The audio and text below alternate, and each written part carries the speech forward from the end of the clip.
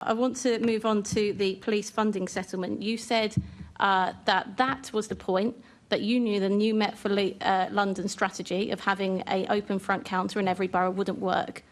Am I correct? Once we had the funding settlement, we then made a list of the tough choices. In the police funding settlement was the reason for the gap? That's my understanding, yes. OK. Can you confirm when that came? So the funding settlement from government was just before Christmas.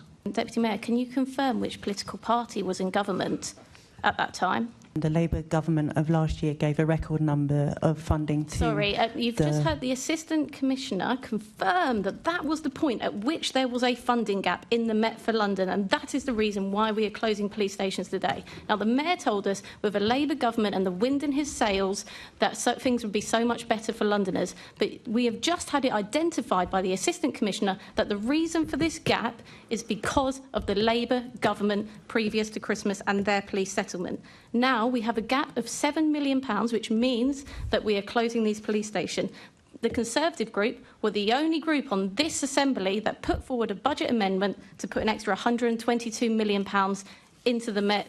The budget gap wasn't caused overnight by one government's action. Sorry, the Met for London plan was made under a Conservative government and it was funded. You have just heard from the Assistant Commissioner, he is sitting next to you, that it occurred under a Labour government.